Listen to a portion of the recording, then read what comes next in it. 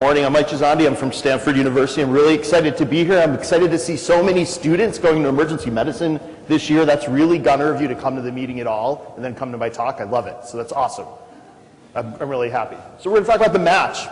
And I want to address two issues that I think are really important, theoretical issues around the match. I'm going to show you some numbers about this year's match. I promise I'll get to numbers, but I do want to talk about philosophy around the match and some big domains that kind of don't seem like I should start with this topic, but I'm going to. So two of them. I've got 20 minutes to talk about two topics. One is going to be strategy, and one is going to be assessing how competitive you are. Does that sound good? Because those are at the heart of the match, right? That's what you're most concerned about. So let's talk about strategy first. Strategy is defined as the art of a battle. It's the art of war. It's going to war. It's playing a game, and it's knowing how the game is played. It's knowing the rules. It's knowing who you're playing against, and getting the outcome or the aim that you want.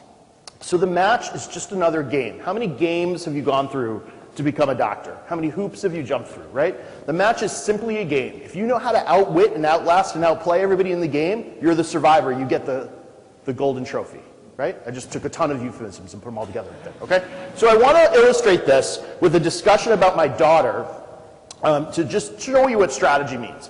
So at Easter, when my daughter was 5, this is Abby, she learned the word strategy. And I want to tell you about that story. The war that we had to go to was the 2014 Chicago Easter Extravaganza egg hunt at the Lincoln Park Zoo. It's amazing. The Lincoln Park Zoo shuts down for the morning. It's ticketed only. You have to wait in line. It's really amazing. The Easter bunny's there. There's like a brunch. It's great. You take pictures. They get little masks. And then they have an egg hunt.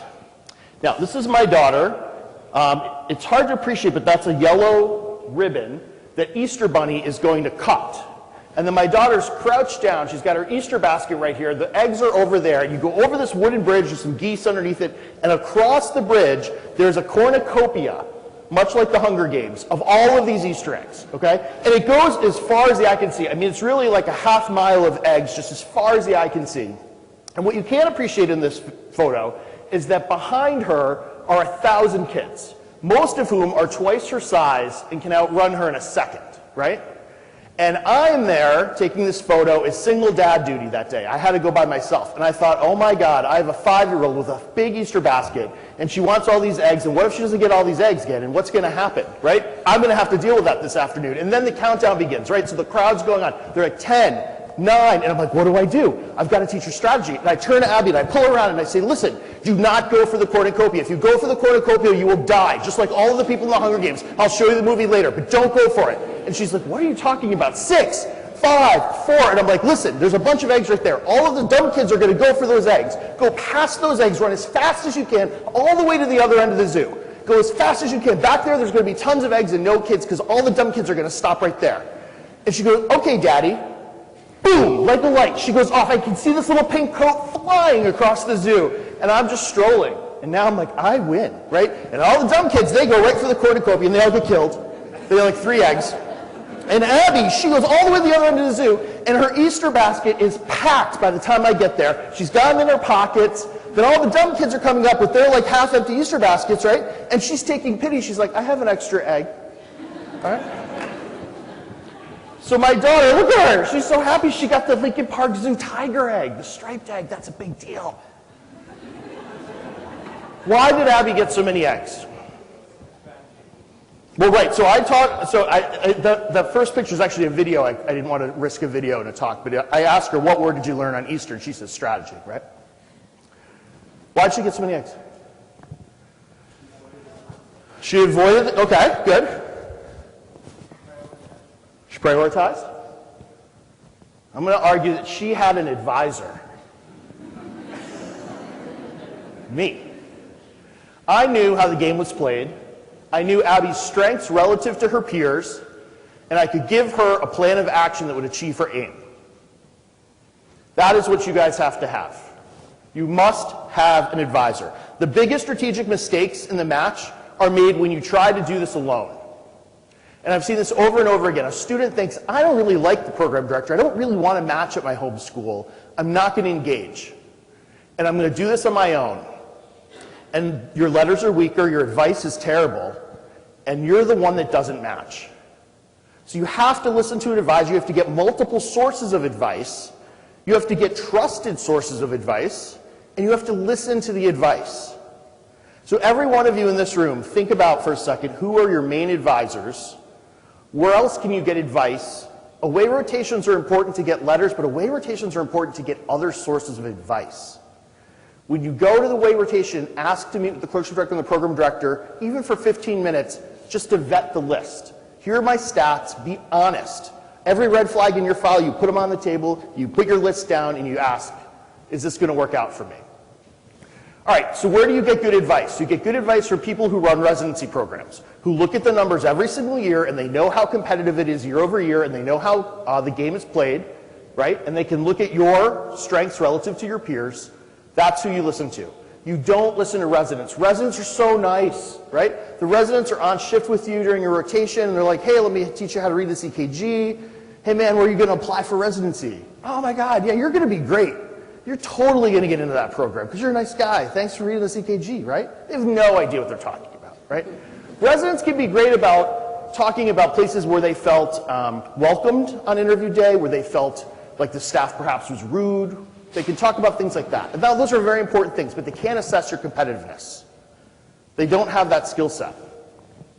So there are other groups of people who can't assess your competitiveness. Your uncle, the orthopedic surgeon, cannot assess your competitiveness. He does not know how the game is played for emergency medicine.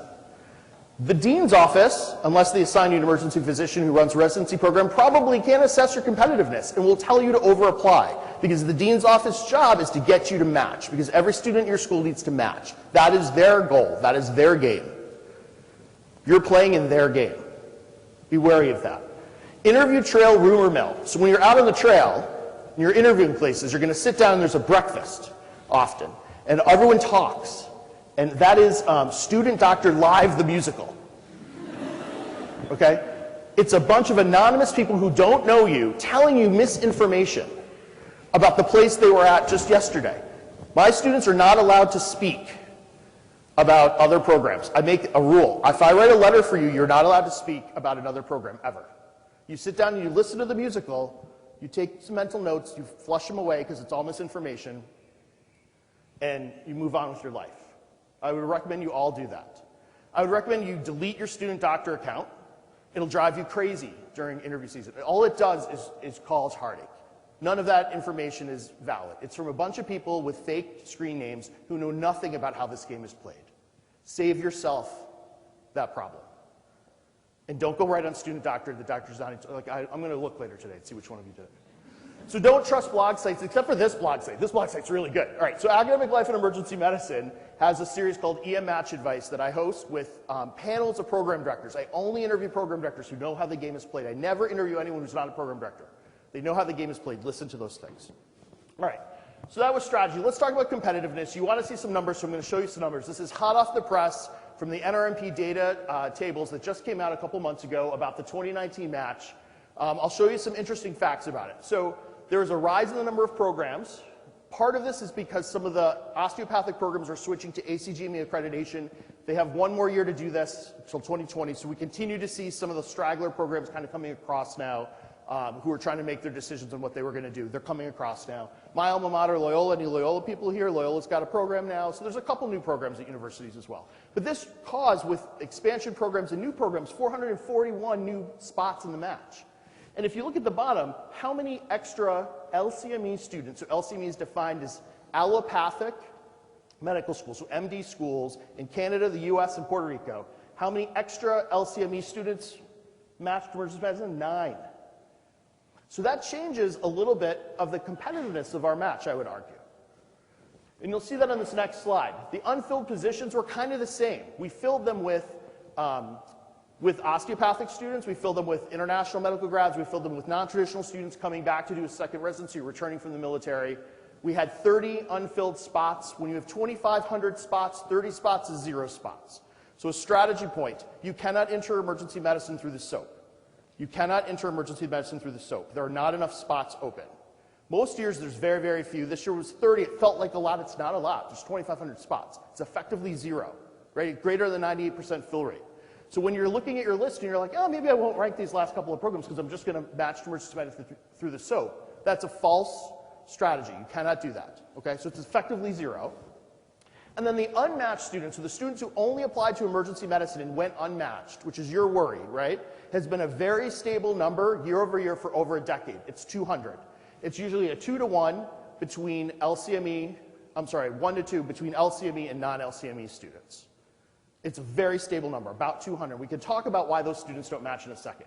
But because there were so many other programs and so many other positions and so many non-LCME students in the match, the percent filled by LCME students dropped significantly to 65%. This is the lowest emergency medicine has ever been. And if we use that as a surrogate of competitiveness, I would argue that emergency medicine became much less competitive this year. So the programs that fill with a fill rate of greater than 90% are listed here. It's neurosurgery, orthopedics, ENT, vascular. Year over year, greater than 90% fill rate by the LCME students. Emergency medicine has never been on this list. The best we ever did was in 2013, we were at 80%. And when I gave this lecture in 2013, my argument to the students was, you overestimate your ability to get into this specialty. We are approaching some of the most competitive specialties, but that has stopped.